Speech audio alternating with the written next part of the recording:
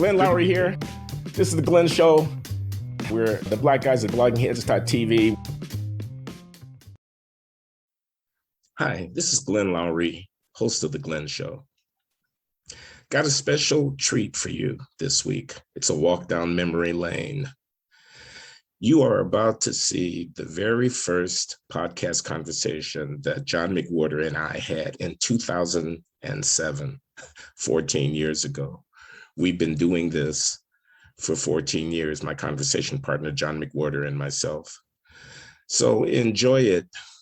Enjoy the youthful good looks of both of your hosts here.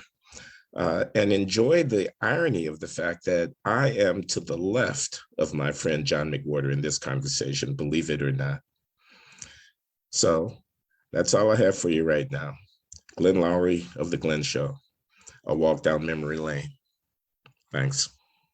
Okay, so how you doing, John? I am pretty good, Glenn. Very good. That's excellent. Me too. Good. What's up?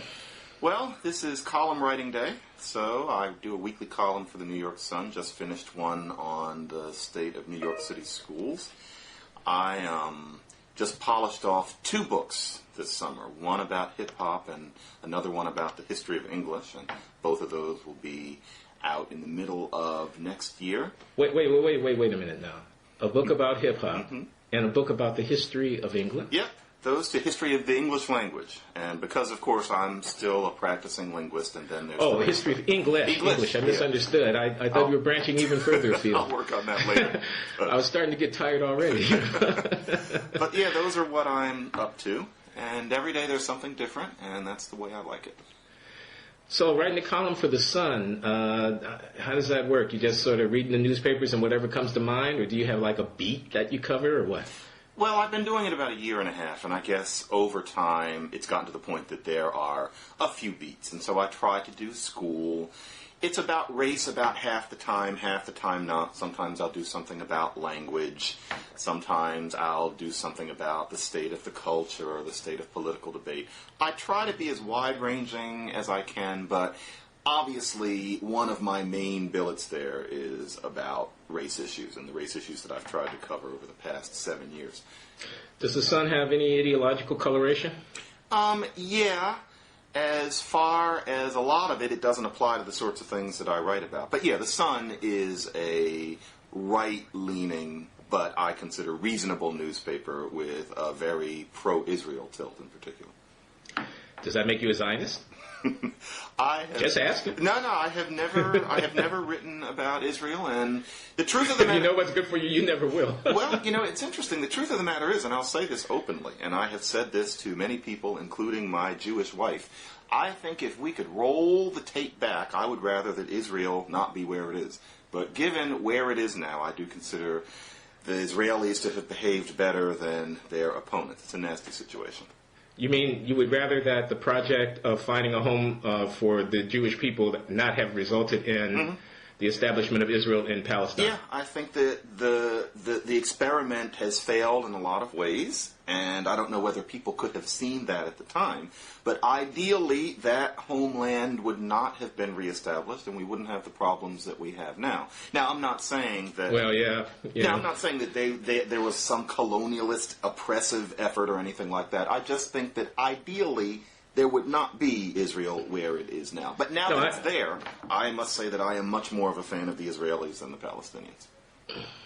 Yeah. Okay. Well, I guess we can't necessarily agree about that, although I grant you that if you could roll the tape back, you can imagine other historical developments that might have been much more, felicitous, and it might have just been better for everybody involved if it had gone a different way. But there's powerful historical, ideological, religious, national narrative reasons why it's worked out the way that it has. So it's hard to imagine what Zionism would have been if it hadn't been settling in the historical home of the Jewish people. I don't know how there could have been a Zionism. That is absolutely but for that. True. Anyway, that's not what we came here to talk about, I assume.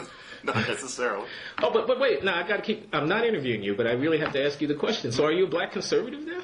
Well, I think that term is one that I'm stuck with. But from what I've seen over the years, you're considered a black conservative if you have less than savory feelings about affirmative action, and particularly racial preferences. It's interesting because Orlando Patterson at Harvard has a lot of the same views as mine, except that in his work he has the typical bien-pensant feelings about affirmative action. So somehow he never makes the black conservative list, whereas I talk about discontinuing the war on drugs and prisoner re-entry efforts, and I think that socioeconomic preferences are fine, all sorts of things. And yet I'm considered this conservative person because I think that racial preferences are obsolete. I'm stuck with it. Frankly, no. I think that I'm a good liberal a la 1960. But to tell you the truth, if I'm going to keep being tarred with this black conservative label, it means that I'm considered somewhat media-worthy. I'm called on to be the con on panels. So you're going to make it work for you. But not work for me. It means that I can get my thoroughly liberal and I think sensible views out there. And so not only can I not fight this label that I'm given, but in a way it allows me to have my liberal say. I always thought that, as you know, have been a black conservative or been called a black, whatever, at one time in my own career. And I've always thought there was something kind of silly about that whole thing. Silly in the sense that what real conservatism is about ordering basic institutions of the state in a particular way. Mm-hmm. Real conservatism is hostile to the New Deal. Mm-hmm. Real conservatism celebrates laissez-faire, not merely as a policy prescription, but as a kind of philosophy of government. That's right. Real conservatism is blood and guts, kind of nationalist, militarist, et cetera, and we could go on. Mm-hmm. And what has that got to do with what Shelby Steele or John McWhorter or anybody else might say about, I don't know what, affirmative action or very little. What the sources of the ghetto? It's not, in other words, if they say black conservative, when you take a iconoclastic line on a race question, it belittles what the real political debate is about, which is not about whether you support affirmative action, but it's about the size of the welfare state, the progressivity of the tax system, et cetera, et cetera. Now, of course, you could be a black thinker who does feel that the New Deal was a bad idea and that there shouldn't have been any Great Society programs. That makes you a conservative. Yeah, and who has certain views about geopolitics. And there are black conservatives like that. I don't think it's unfair to say that Shelby Steele would not be uncomfortable being labeled in that way, and I'm a great admirer of Shelby Steele. But actually, the number of black thinkers who are of those sorts of positions are pretty small. And yeah, I think that the labels really just don't fit. Well, Thomas Sowell, I think you'd have to, Clarence Thomas, you obviously have to put in that category. That's right. And he's a conservative. Mm-hmm. Small who's number also of people. black. But in terms of the whole list of the sorts of people who are used to be asked to be on news and notes, for example, or get invited to conferences, etc., the number of people who have those views is small. They tend to work outside of academia, to broach a topic that I imagine we'll be coming back to. And in the meantime, I think that most of us are basically working towards the same sorts of things, and we have a certain basic faith in the role that government can play to some extent, and consider the New Deal to have been a good thing, and the Great Society to have at least been a good idea. I think that it was a good idea. A lot of it didn't work. And so, yeah, I think that the liberal conservative aspect of things is based on a kind of cartoonization of things, a kind of cowboys and Indians impulse that most of us have. And as far as I'm personally concerned, I just try to do my work, and we'll see how things come out in the future. Well, there's this this idea out there that I'm not sure is entirely crazy, which is that, of course, everyone's autonomous and should think for themselves, and it's a free country, and people's ideas should be heard and debated on the merits, and because a person is black or white or whatever, should not impact materially how you assess the validity of their arguments, etc. But there's this notion out there about loyalty, about group fealty in some sense, about sort of sticking together, whatever. Do you think that's also poppycock? I mean, do we have, as African American or black or Negro intellectuals, commentators, columnists, do we have any special responsibilities? I mean, is there anything that you wouldn't say, even if you thought it was true, because you thought it might do harm to, quote, your people, close quote, this kind of thing? That's interesting. Yeah, I think that we do have a certain kind of loyalty, but I think that general conceptions of how that loyalty should express itself are rather narrow. Like, for example, as a linguist, I know that black English and its grammar is a legitimate grammar. It is not bad grammar. That's something that's easier to understand if you're a linguist than if you happen not to be. Therefore, I am very careful about saying anything about black speech that is critical in my work, because I don't like the idea of reinforcing a notion, which people hold on all sides of the political spectrum, that there's something wrong with the way many black people talk. And in general, I do think that there's a certain loyalty, but unfortunately, what I work against, and what I think you have felt yourself to be working against maybe more in the past than now, is an idea that racism exists, that it's a conclusive obstacle to the black poor and the black working class achieving, and that therefore our job is to call for the elimination of racism rather than teaching people how to do their best despite the racism. And I think that's where the sticking point is. For a lot of people, if you're a black commentator or a writer, in a way, you're supposed to be mentioning racism and kind of grabbing white people's collars every 15 seconds. You're not doing your job. You're not holding the man's feet to the fire. You're not doing your job, and that's where I think the rub is. Well, yeah, I see what you're saying, and you're right. I certainly know what you're talking about. I mean, I've experienced this very same reaction. But and the way I think about it is that it's a battle over the narrative. Mm-hmm. It's a battle over how we're going to tell the story. Mm-hmm. Right? History doesn't speak for itself. It has to be somehow spun out. And there are different stories that one can tell. And one story about the maladies of the sort of bottom rungs of American society and about the so-called black underclass and so forth. One story about that is the racism did us wrong, got your mama, whose fault is it? But the white man says there's that story. Mm-hmm. So people are invested in that story. And if you come around being, literally an iconoclast, I mean, smashing up this icon, you're going to get a negative reaction. Mm-hmm. But I would, I don't think that's the only thing that's at stake. In other words, sometimes, I mean, because there are other stories that are like the counterpoint to the racism explains everything story, mm-hmm. like the Horatio Alger story, this is the land of opportunity, why don't you get busy? Right. The story that says, well, if the Asian immigrants can do it, if the whatever, why don't you people do, I'm looking at inner cities, I look here, I look there. Or the story that says, we had the civil rights movement, you had Martin Luther King, now, those bills got passed, and we're out of that, and let's move on to the next case. Right. Those are narratives, too. And, the narratives that says we're locking up these thugs because they're a threat to our civilization. Yeah. Et cetera, et cetera, so it's not as if there's only one narrative out there to which your responsibility is, if you're a free-thinking person, to speak against. I mean, it's like, there's a contest of narratives, and sometimes it's a question of where you stand. And the hardest thing is that those two narratives are ones that both sit very well into the limits of human cognition. I think there are two dangerous narratives. One is racism, racism, racism, and until we have a perfect world, nothing can happen. That narrative, I think, is very dangerous for black people and for any people. The other dangerous narrative, which worries me every bit as much, is black people need to just buck up and take care of themselves the way Korean immigrants do, and until they do that, then basically they're just going to have to stew in their own juice. That won't do either. Unfortunately, it's something in between, and it's hard to get the in-between across to people who are not interested in actually doing thinking about the issue. And that is, I think, both yours and my greatest challenge. The narratives are complex at this point. Do you spend much time countering this other narrative that you think is equally problematic? Yeah, I do. And because I missed that, John. I don't know if you would say that if you had some reason, and of course nobody ever will, but if you had some reason to read every column I've written for The Sun since last July. And one of the biggest challenges for me is whenever I am doing conservative radio, and I do it, and I do it a lot, my job is to, one, be a guest, but two, to quietly but decisively counter the host's tendency to adopt that buck-up narrative. I try to teach the host, because I think that's part of our job.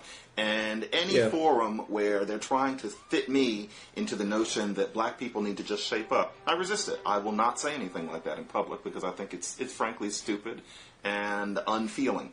So yeah, that is something which is very much there. And I think it's there even in my books. Maybe I don't hit the note hard enough. Well, and I'm going to look at the Sun columns, and I well could have missed it. I'm glad to hear it, frankly. But let me ask you this, because you say conservative radio, and I spent many years. I'm sure not doing as much as you, but I spent many years being the kind of guy that they call up. You know that, yeah. To come on Bill O'Reilly or to come on this or that. Exactly. And, Al Sharpton would have done something idiotic or, something somewhere. And Welcome to my life, right. Yeah. And the thing is, sometimes I feel really, I didn't feel all that good coming out of there, even though I certainly did believe what I said. I didn't say anything I didn't believe, but I felt like I was like, being used is one way of putting it. I mean, like I was playing a certain kind of role. Mm-hmm. You know what I mean? Like I was not, they were looking at me in a functional capacity. Oh, yeah. Let's get this guy in here. He happens to be black. And there's a kind of racist aspect to this whole thing, right? Oh, yeah. Get him in here to say stuff that we might not want to say ourselves. We don't want to be called racist by anybody or whatever. And I'm not a trained monkey. I'm a guy who's thinking for myself. And, I can disagree with conservatives just as much as I can disagree with black people, so don't pigeonhole me in that way, I would feel. And sometimes. the only difference between you and me is that because I came along a little later and had read a lot about you and the others and what you went through, I knew from the beginning to be wary of that. And actually, the story of my trajectory is in 2000 I wrote Losing the Race, and I was immediately swept up by that very circuit who expected me to say those very things, the new darling black conservative.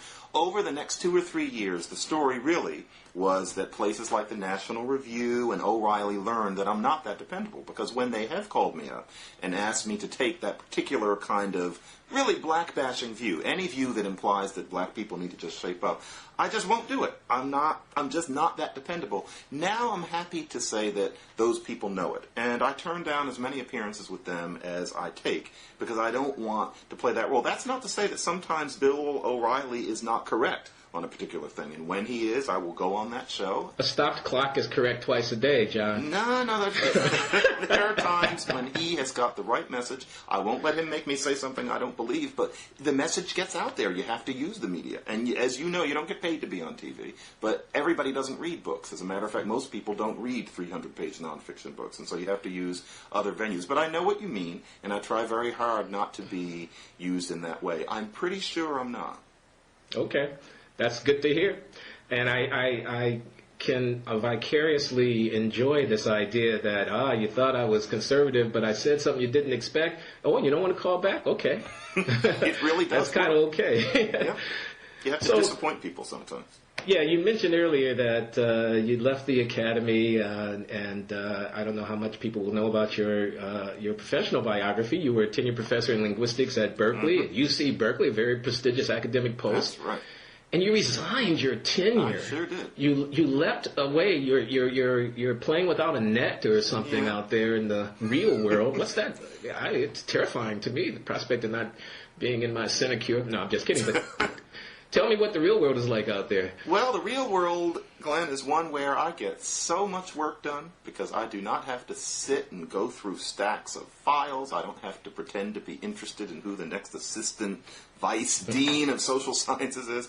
I get to do my work, and I do a lot of it in workaholic fashion. Now, I do miss students. I miss office hours. I miss the performance of teaching, and obviously there was a certain status in being Professor McWhorter. But the truth is, once I realized that I had a mission in terms of being race guy, if you call it, I realized that, first of all, there was the mundane fact that it's better to be on the East Coast because of the media. And the nature of my linguistics work happens to be such that I can do it by myself. It's not the sort of thing that requires a squadron of grad students or something like that. So as long as I'm near a library and I have my brain with me, I'm fine. So I still do linguistics. I actually get more done than I did in the past. And it was really the right move. Needless to say, I can say this now with ease, but in 2003 when I made the decision, it was absolutely wrenching. It's the hardest thing I ever had to do. The phone calls I had to make, frankly, I had to drink beforehand. I had a nasty pain. You mean like to mentors or people who would be disappointed at your decision? Department, my God. And as you can imagine, talk about narratives. There is the narrative of the evil black conservative who gets taken up by the right and gets a quote-unquote cushy think tank job and shills for conservatives. And I never thought that I would be somebody who would be part of that narrative. And let's face it, that's exactly what I did, except it's a myth that think tank employees get paid these millions and millions of dollars. But I had to realize that from then on, that's what would be said about me. But I did it. But actually, yeah, it's nice. Sometimes, Glenn, I get a little lonely. I work from home. And well, that's I'm the not thing, surrounded by thinkers anymore. I think I'd miss graduate students. I mean, people writing dissertations, doing Watching research. people give papers. I miss the opportunity to teach technical material that's at the frontier of my discipline to people who are eager to get it. I'd miss interaction with colleagues, seminars, people coming through, presenting work that's ongoing. I really miss that. The stimulation of that, of the back and forth that goes on there. Yeah, that's hard, and not all people would like it. And the internet can substitute for that somewhat. Like, this would have been harder, and I don't know if I would have done it, say, 15 years ago. But you can learn a lot about what's going on out there through the web. But it's not the same as actual people, and I do miss that. I miss that more and more, but I do know that I made the right decision. You're dissing us, John, by turning your back on the academy. You make it sound like nothing special is going on over here, that, the Manhattan Institute is our equal. We don't think so. We think the Manhattan Institute and other such places, fine places that they are, making a contribution, are nevertheless not as clever as we are, not as profound, not as professionally credentialed, et cetera, et cetera. In other words, we think some of your colleagues at the Manhattan Institute are flacks. What do you make of that?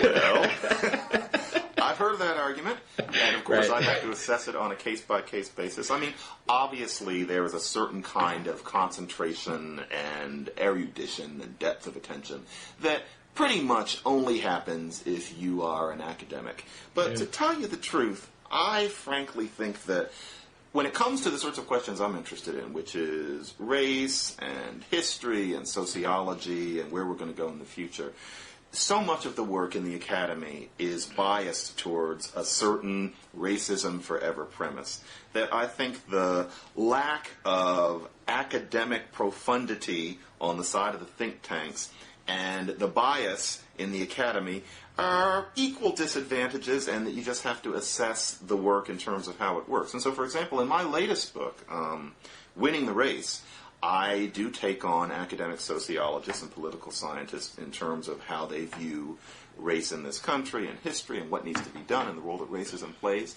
And I openly say in the book that I know that my research now, as a linguist, it cannot replace 20 or 30 years of going to conferences in sociology, etc. But, I can read, and I am an obsessive, and so I went through great amounts of material. And as far as I'm concerned, if there's something wrong with my analysis in that book, then I would like to see it proven. Now, I can't speak for my other Manhattan Institute colleagues, but frankly, I think I'm right, or at least that the views are worth being put on the table. I became junior academic in doing that particular work. Let me make a couple of observations. I don't share your high opinion of Winning the Race, as I think you know. That's okay. I don't want to spend all our time debating fine points about that, but, we can, whatever. We'll see where it goes. But the thing I was going to say was a person wouldn't be saying this if they were an earth scientist who had a different view about global warming than most of the people on the corridor of their geology department. Wouldn't be saying this if they were, a neurologist or, a kind of brain-cutting psychologist who might have, be more inclined toward taking genetic transmission of this or that seriously, taking, heritability seriously. They'd be on the outs relative to the politics of most people in their department, but I think they wouldn't come to the conclusion that it's kind of it's a close call between the expertise and depth of the academy on the one hand and the kind of lack of political correctness that you see at universities but couldn't find at things.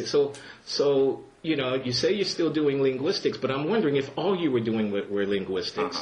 You know what I'm saying? If you were sort of a dedicated scientist in a kind of, very focused way, and that's all you were doing, and you weren't doing this public intellectual thing, if you could reach the same conclusion. I'm not quite sure I understand what you mean, but do you mean how would I feel about somebody doing work on linguistics who didn't have training and asserting that their ideas were just as valid?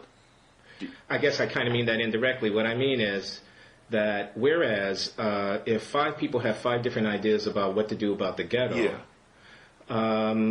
in some sense we can fight it out in the newspaper, or we can be generalists who kind of read history and read sociology, and we can fight it out.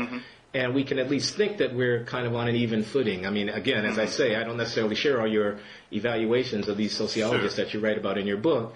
Sometimes I think you underestimate them. But in any case, you can, you're at least in the game. Right. Whereas if we were doing something that was more technical and more specialized, something that where, it was really possible definitively to know more, improve more, right? Because you did controlled experiments, or because you developed a theory, or whatever it might be, and where you were evaluated by your peers. The fact that someone had tenure at Berkeley or Stanford or Chicago would weigh in, and the reason it would weigh in is because you think that the vetting that those institutions do actually has information that the typical person on the street wouldn't have. Yeah. So it's something about how expertise gets parsed in different institutional settings. One reason I'm suspicious of think tank research sometimes and of the sort of programs that are being pushed there is that I think people are trying to make an end run around what is really a very necessary vetting process, like peer review of your research at journals and things of this kind. They're making an end run around that, and then Charles Murray, I think of in his work on intelligence, is a classic example of this. Yeah. And then they sort of defend themselves by saying, well, those are a bunch of politically biased people anyway. Why should I have to submit to their view? When in fact the issue is, was your statistical analysis accurate? Were your data actually saying what you said that they said? Did you really identify causality in the ways that you claimed? Oh, dear. Things like that. Oh, yeah. You say, oh, dear, why? Because, unfortunately, sometimes, Glenn, based on the world that we actually live in, the America that we actually live in, the academics, despite the statistics, and God bless statistics, are not necessarily correct. And the way that we know this is not because of how the numbers come out, but because of how society comes out. And so, for example, you mentioned Charles Murray, and there's the bell curve. But what about Losing Ground, which was the most notorious address of the problem with welfare as we knew it?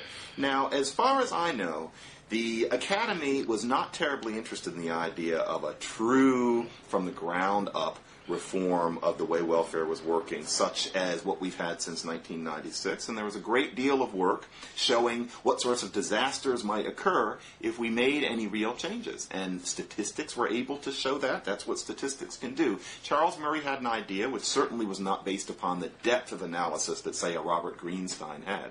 But the media and the government picked up his ideas, and one thing we know now is that since 1996, black child poverty is down. More poor black women are working. It's not perfect, but I don't think that we can say that what happened in 1996 was wrong. I think it's agreed. No, I think you're right. I think, and I believe, frankly, John, that is the view of at least the centrist research community in economics and sociology and policy studies about welfare reform. Not perfect, but looks like it, on the whole, has been a change for the better. Right. But let me say a couple things about Murray. I mean, Losing Ground was a very important book. I tell my students that the most influential social scientist insofar as public policy is concerned, social policy, in the last That's true, isn't it? quarter of the 20th century is Charles Murray, and he never held a chair at any of these fancy universities. And he writes extremely well. He's also brilliant, you must admit. And he's a very effective polemicist. But I think much of what was in Losing Ground, I want to say a couple of things. Much of what was in Losing Ground was wrong from a scientific point of view, in my opinion. That is true. I want to say also that welfare reform was also fueled intellectually by people like David Ellwood, who was my colleague at Harvard when I was there. His book, Poor Support, was very influential, I know, on Bill Clinton's thinking about welfare reform. And Ellwood then went on, along with Mary Jo Bain, his colleague, to serve in the Clinton administration. Now, they had some differences with the way welfare reform finally came out of a Republican Congress, and they didn't necessarily jump for joy when President Clinton signed that particular piece of legislation. Clinton didn't really want to, right? He didn't, and it didn't have, it was a compromise, of course, as a piece of legislation might have to be when the president's a Democrat. Exactly. And the Congress is in Republican control. But also people like Lawrence Mead, whom you may know. I don't know. I know him well, yes. You know Larry Mead? Yeah, and he's a political scientist who's based in the Academy, who at NYU wrote these important books from a relatively conservative point of view, although I always thought of Larry not as a conservative, as a realist in terms of his analysis. But that's just it, Glenn. Larry is often reviled. You know, he's considered to be politically incorrect. Now, I get that, and I want to cede that point. There is a problem in the Academy of demanding fealty to certain political positions to the detriment of the independence and the sort of free-ranging kind of argument that you need. I think there are also many countervailing influences, not only in the think tanks, in the academy itself. I mean, I'm here at Brown, and it's a hotbed of political correctness and so forth. It fulfills all the stereotypes that might be in people's minds out there about what a liberal Ivy League institution would be. On the other hand, I've got staunchly conservative students and colleagues who are, at the frontiers of their profession and who are respected. And, I don't think that my students are being poorly served by coming here to study in that they're going to be indoctrinated with some party line. Well, not if they don't want to be, not if they simply lift their heads up from the ground and look around, because the resources are here to counterbalance that. But Glenn, there's so much involved where what we're really talking about is what students may not be taught. And so, for example, let's say that welfare reform has been a good thing, if a far from perfect thing, for the women that we're talking about. Now it's about the men. Now, as far as I can see, one of the most important aspects of helping the men is prisoner reentry programs. That has to become a new gospel among us. And I also feel that we really need to do something about the war on drugs, because that has a lot to do with the high incarceration rates. Now, the last time I checked, what students are being taught in universities about race is still the same old business about the factories moving away, William Julius Wilson. We read Savage Inequalities by Jonathan Kozol with the myth that the reason that schools in minority communities don't do well is because they're not given enough money. It's that same sort of litany, and I don't think that a student would be hearing about, nor do I think that a grad student is encouraged to study, say, prisoner reentry efforts. Which ones work, which ones don't, Not and how true, we're going to work John. on this. Is there really a dominant strain? Well, dominant, I don't know. I mean, Well, it should what I can tell you is that I teach an undergraduate class on crime and punishment here. I'm very interested in prisons. I gave the Tanner Lectures in Human Values at Stanford earlier this year on this subject. I write books too, and I'm going to be writing about this. So I teach my kids a lot. I mean, we spend a lot of time talking about prison reentry issues. I bring people into the classroom who work in, nonprofits around here in Providence and in other places. I bring in former prisoners to talk to these people. I bring in prison guard union and prison administration officials to talk to them about what's actually going on. And I'll tell you this, and you'd be, I think, heartened to a certain degree. I had a former inmate who's now out and working for one of these nonprofits come into my class and talk about, he had written a book called The New Jack's Guide to Life Inside Prison. Okay, so he's an old head who's been in for 8 years or whatever when he wrote this book. Recent And this book was or an older book? I think it's probably the last 5 years. I don't think he's been out that long. Right. It's on my website as one of the readings for my punishment course if a person wanted to look at them. But what I'm saying is, one of the first things he said to the students, he says, you're going to hear all about root causes arguments in classes like this. And he says, I think they have their place. But I'll tell you one thing. When I'm talking to somebody who is not yet in prison or who just got out, I never talk to them about root causes. I never talk to them about, large-scale social forces or whatever. What I talk to them about is, are you going to the GED class tomorrow morning? Because that's the only thing that matters. Yep, and that idea for that guy is he going to get up and go to the class? That perspective is out there on the vine. I think so more and more. And Bill, I'm saying it's at Brown. That's the point I want to make, is that the kids who are coming to the liberal bastion of Ivy League political correctness are getting that in their classroom. In your particular classroom, and because you are brilliant, you have sense enough to do that. John, and I mean it. But the fact is, how do you think what that prisoner said would go over at a sociology conference? Everybody would hem and haw and sputter and say that there's something They patronize him probably. They pat him on the head and metaphorically, and they'd say, yeah, thanks for coming, but no one would take him seriously. Yeah, and I think that is very much a reality about the very small realm of academia, except for a few people who know how to think for themselves. And that is what worries me about what academics have to tell us about race at this point. But let me go back, because, I think your line is maybe a little, with due respect, too ideological on this issue of the jobs moved out and so forth. Yes, there is a line, a very simplistic line, and your undergraduate at your typical place who's read a couple of Bill Wilson's books or whatever can spout it easily, and it goes as you said. On the other hand, let me simply observe that the economic transformation of manufacturing that begins with factories moving out of the center cities and into the metropolitan area, out of the Northeast and Midwest and to the south of the United States, and then ultimately offshore. This is a massive thing that's happening in our time. I mean, it's a huge transformation, and it has far-reaching implications, not just in this country and not just for poverty, but all over the world. I don't see the evidence. And to say, you know, if I'm looking at post 1950 urban America, to find a place within my account of the transformation of post 1950 urban America, the troubles of the cities, the so-called black underclass, and all of that, to find a place within my account for these big forces of huge economic transformation seems not only appropriate or desirable, it seems absolutely necessary. An account that left that out, to my mind, would be a woefully incomplete story. No, it's quite complete. Glenn, I'm sorry, I honestly see no place for that in the narrative at all. Not because I have some problem with the basic idea of it, but because it doesn't seem to explain anything. And it's not just me, but there are academic studies which show again and again that the movement of those low-skill manufacturing jobs can account for, at best, 1/3 of black male unemployment. There are various studies along those lines. That's a big number, John. But still, it's only 1/3, and what about the other 2/3? Yeah, but that's a big number, John. Nobody said it was the only thing going on. Sure, but why would we want to focus particular attention upon something that contributes 1/3, which can't be changed, as opposed to showing people what they can do? Now the debate would be not whether, as a matter of fact, it had a role. It had a role 1/3, let's just stipulate that. The debate would be about how much do you want to emphasize that relative to other things. That's a fair question. And hold on, let me just finish the thought.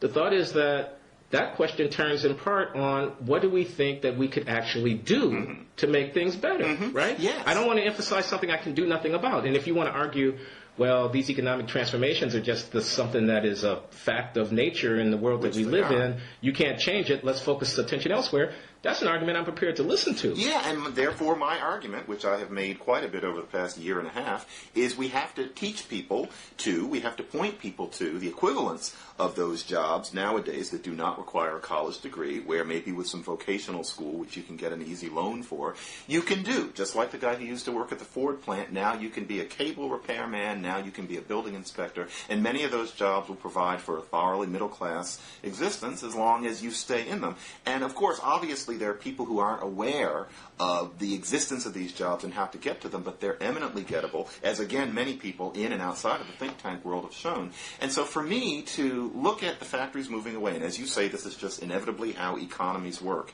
and to write whole books about that, and for it to be this op-ed line, and for people to have this mental schema of the factory shutting down and all the guys standing around outside it with absolutely nowhere to work. It's a big deal, John. Absolutely poisonous, and I've studied Indianapolis. Poisonous? Yeah, I've studied Indianapolis to the point of really studying old maps of Indianapolis, looking at where the factories used to be, talking to people in Indianapolis. The factories didn't move away, and they've got the same grinding inner-city problems. And let me finish this thought. Same grinding inner-city problems that we are so worried about, and this is the important thing. It's not like they only have 2/3 of the problems, Glenn. We're talking about it being 1/3. It's not like it's only 2/3 there. It's just as bad as anywhere else. Let me bracket Indianapolis. Maybe we can come back to it. I think there's a problem there, but we can probably disagree about that. What I want to say is that if I were looking at the working class in England, and I wanted to understand underclass problems in the working class of England, okay, and I didn't pay attention to what was happening with jobs, to whether or not some kid who finishes high school, maybe signs up for a vocational program and gets into a union, can't be making a middle-class wage after 3, 4, or 5 years of training because those jobs aren't there. And all that comes in that train, I wouldn't be able to, I think, get very far just trying to explain the social history of modern Great Britain if I didn't take those factors into account. Likewise, if I were trying to understand economic development somewhere in Africa or in Asia, and it certainly has cultural and other societal influences, but understanding what's going on in global markets would be essential for me to get a grip on that. So now why is it that when we come to describing urban America, you find it poisonous to entertain Again, I'm saying we may not have to put as much emphasis as Bill Wilson would put, but you find it poisonous even to entertain that this could be. It's as if you say, if I tell that, people will use it as an excuse not to do these other things that they need to do. That's why I use the word poison. And we're talking about differences in intent.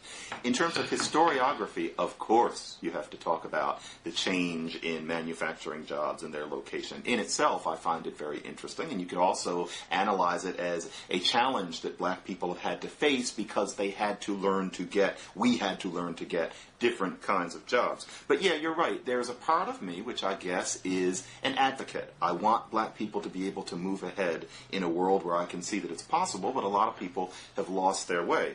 And as part of that effort, I suppose my linguistics is pure geeky academics. When it comes to race, I've got a mission.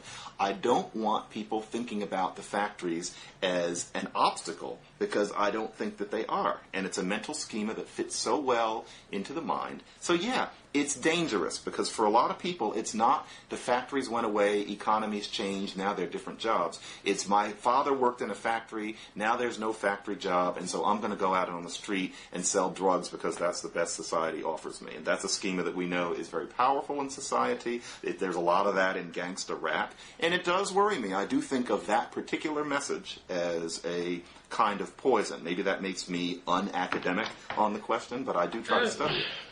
I find it interesting, John, I really do, because at the root, if I understand you, and I think I do, is a deep concern about changing for the better the lives of poor black people. This is commendable. This is a good thing, and I'm not patronizing you in saying it. I'm just straight out. This is a good thing. And this idea, and if we think about it for a minute, I think we can find a little bit of paternalism in it, and I don't mean that pejoratively. This idea that I don't want to tell people a story even if it has some merit, because if they invest too much in that story, they're not going to do what needs to be done. You're right. I think there's a precedent for that. I mean, I think you could find other areas of American life where you might similarly, in order to activate agency at the individual level, you don't want to attribute too much weight to external processes as causal agent, because you want to tell the person, look, there are things that you can do to make yourself better. Yeah. But it seems to me that there's also a downside to the tack that you've taken, which would be that, and I wonder what you think about it, which would be the following. Now we have the inner city, or we have blacks or whatever. We have minorities, and they're disadvantaged. There's an underclass or whatever. People are exercised about it. But we also have the vast majority of poor people who are not black. The vast majority of people who are at the economic margins, in and out of unemployment, on welfare rolls, are not black. And to the extent that it's a useful thing for people across the racial lines to see their economic and social situations as similar, and to see their fate as shared, their plight as common, so that they can organize and pull themselves together in new formations that cut across these lines, to that extent, talking about the problem in these broader terms, what has the government, we know what they've done for the rich with the tax cuts, what have they done for you? Yeah. This kind of talk is kind of undercut, when we put it into a kind of racial and cultural thing. And this may seem odd to you coming from me. No. People think of me as always being, a guy who wants to talk about black this and black that. Yeah. But I think that the deepest problems that we have in the country that we can solve together through our political action are problems that cut across racial lines.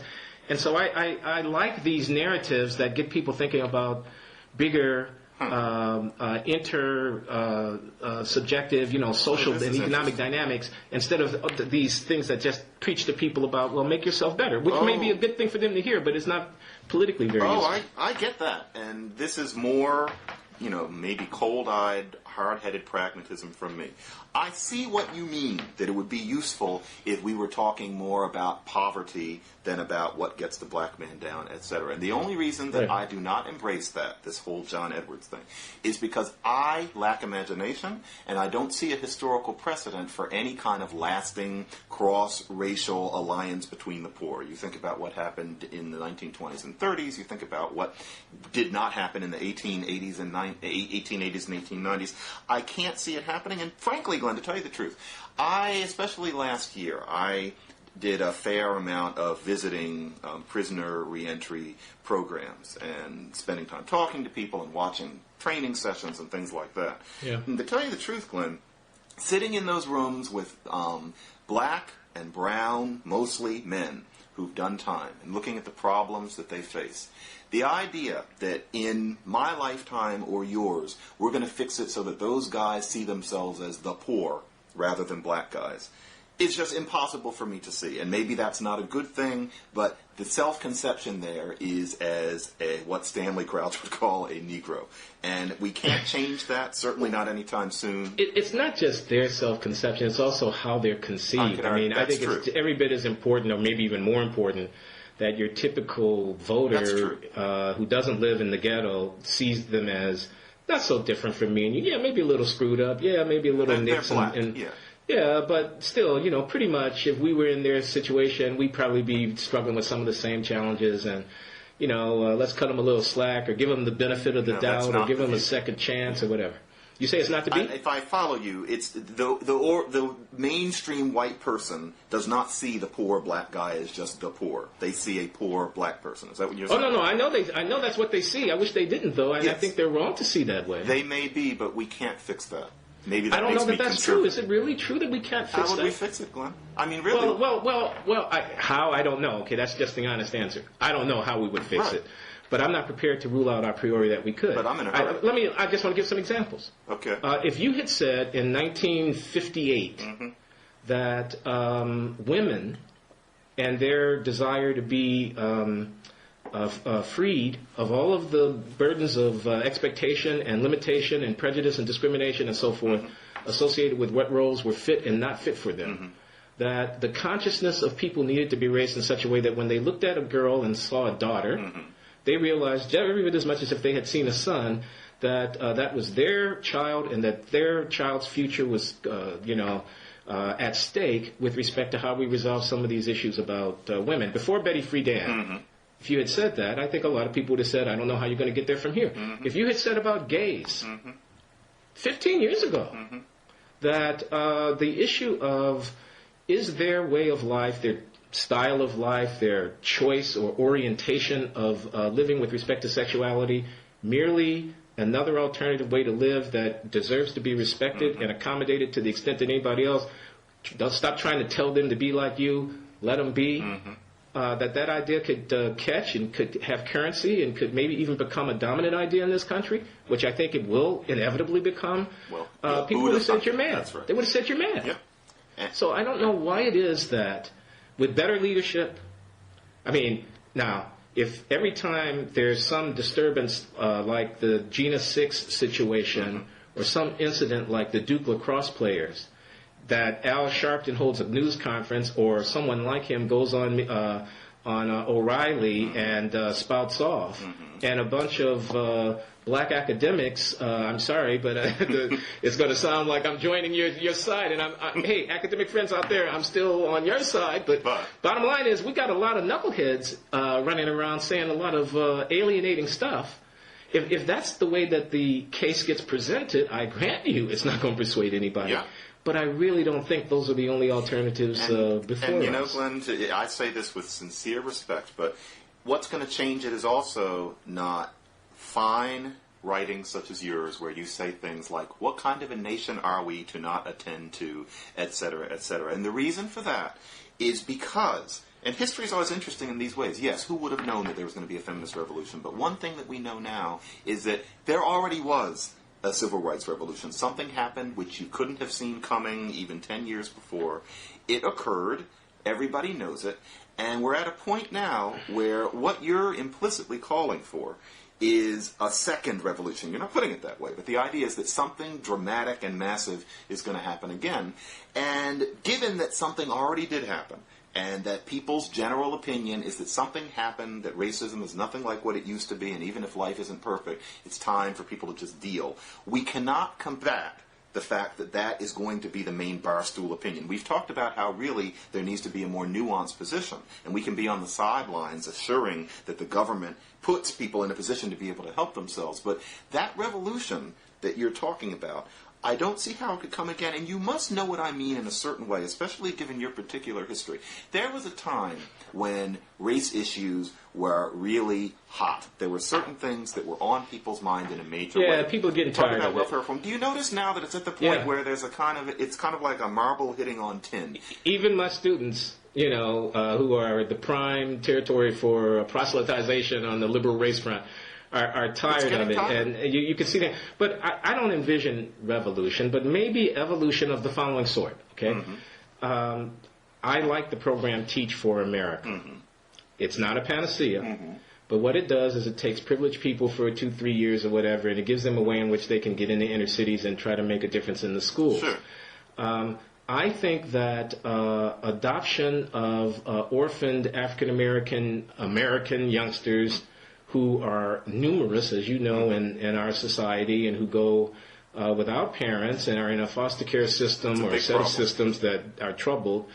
I think that it's not pie in the sky to try to say to people, and many of the people you'd have to fight about this would be African Americans, of course, again, as you know, who are going to have a certain I know what you're doing. Right. view. But to say to people, look, these are American youngsters here. You're about to go off to Romania or to Colombia or China. Right. What about adopting an American kid and stuff like that?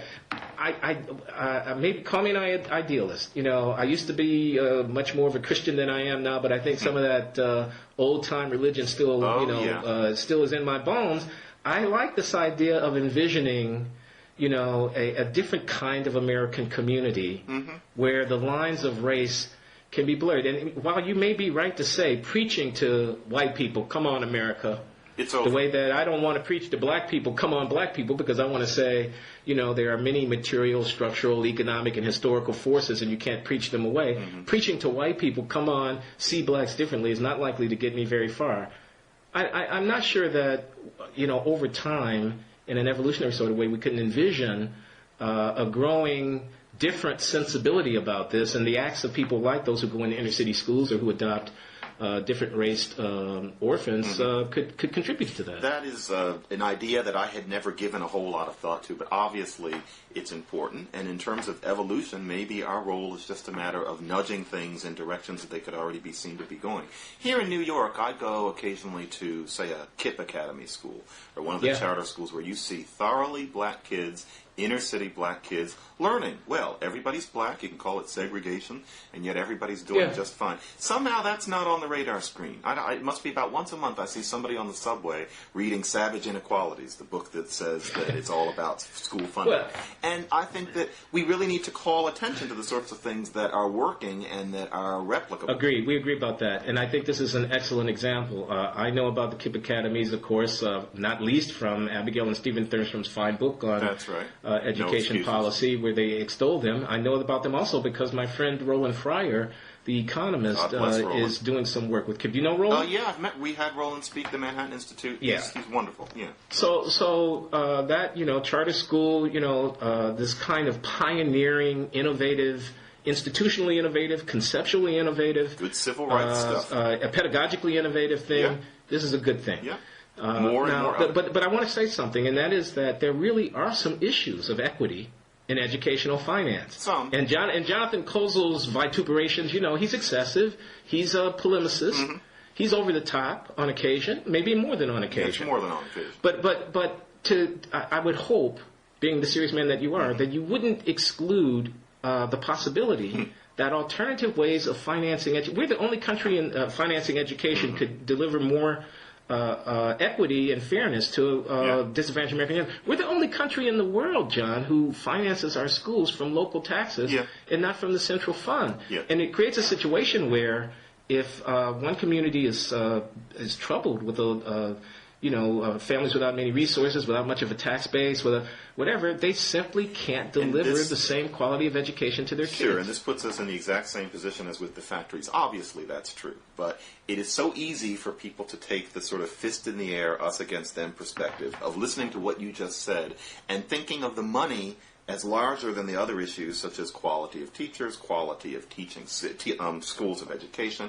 And the schema in my mind is something like Kansas City, 1985, the usual inner city school disaster that you can imagine. They poured untold huge amounts of money into the system. One of the 9 schools even had a planetarium. I think 3 of the schools had fencing lessons. I mean, it was almost a cartoon of what you would do. Not a thing happened because it was the system itself that was broken and black kids still weren't learning.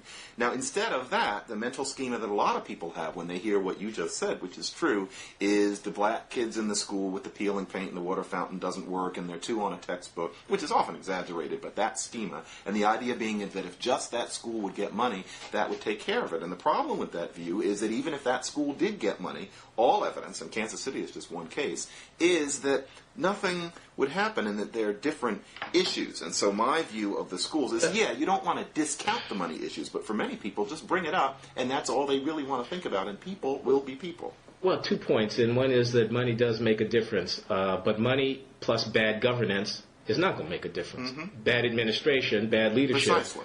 Bad vision is not going to make a difference. Yeah. So muscular reform that goes against what this or that teachers union or whatever might want is almost certainly got to be a part of the picture. But I wouldn't leave money out. And the other point is that, I wouldn't spend the money on fancy doodads. I would spend the money on personnel. Mm-hmm. I mean, why aren't our most talented and experienced educators the ones who are tasked with educating our hardest cases in terms of students? It's exactly the opposite. Yeah. It would seem the quality of teachers that you're able to get into inner city schools, and I don't mean to disparage because, of course, as probably shouldn't need to be said, but I want to say anyway, there are many fine people. But the quality of teaching is abysmal relative to what it is that you would expect and demand in a suburban, not necessarily rich, school district. Yeah. And don't we have an obligation, this is what I would argue, and I don't know if anybody's listening, but it feels right to me, to try to reallocate our resources so that the neediest students get their needs attended to by the most talented people. That means, we'd have to compensate them. Yeah. Not everybody is going to want to go into an inner city, but nobody's going to want to take a pay cut to go in there relative to a leafy suburb where their lives might be much easier and more certainly rewarding. One part of things, but then it's also part of things that it's being shown now in several states at this point, 3 to my knowledge, that when you have a voucher program that actually starts taking kids out of a public school system, the public school system starts getting better, because to the extent that money is not the issue and that it's a matter of what you're calling governance and what I would often call the culture of the school system, it's not that people don't know, it's that it's hard for an organization to move. It's kind of like the Titanic couldn't turn away from the iceberg. And so once there is an actual threat of the discontinuation of the structure that supported people, then often a difference is made such that I feel that calling for vouchers is not a right-wing position that I'm being told to support, but something that actually makes sense. Well, a lot of people agree with you about that. A lot of people who are not, a lot of people who are black, and a lot of people who are not Republicans agree with you about that. And I happen to be one of them who says that competition for public education is a good thing. Mm-hmm. But the Titanic was difficult to turn, and it also didn't have enough lifeboats for everybody. Mm-hmm. And I think the bailing out of public schools, while it may at the margin put enough heat under the fire, enough heat under the seats of these complacent educators to get them looking around and trying to deliver a better product, most poor kids are going to be educated in public schools as far as the eye can see, just based on the fact that there are not enough lifeboats. That is definitely true, and therefore the charter school, the whole charter school explanation, the whole charter school solution can only do so well. Talk about pragmatism. I cannot see how most poor black kids would be taught in charter schools. And that means that we have to look at both solutions at the same time. What to do about the public schools, and having the charter schools there, I think almost usefully, not only for teaching kids well, but as that standing threat to stimulate people to do better in the public schools. Yeah. It's tough, though. It really is tough. Yeah, it is. So it looks like we're getting to the end of the hour here. Boy, that went by fast. It did, and we didn't even talk about the good stuff, man. I want to argue Clarence Thomas with you. I understand you're a fan. You're a fan of Clarence Thomas. I think that he's allowed to have his opinions, and I think it's Well, absolutely... come on, who's going to disagree with that? The question is what those opinions are and how wrong they are. He's allowed to have them. Actually, no, I don't know if I'm a fan of Clarence Thomas because I'm not a legal theorist. I don't pay close enough attention. But I do think that if he is going to be a strict constructionist, then that means that certain things are going to fall out of that particular orientation of his, and he has a right to it. So he's got a biography now out, an autobiography, and there's a biography of him. And when we have more time, maybe we can, get into those books a little bit. What do you think? We must. We definitely must. Excellent, excellent. So, all right. Wow, what fun! This is fun. Wow. Yeah, big fun. Bloggingheads.tv. Yeah. Okay, John. Good talking to you. We'll talk again soon. Good talking to you, Glenn. Take care. Bye.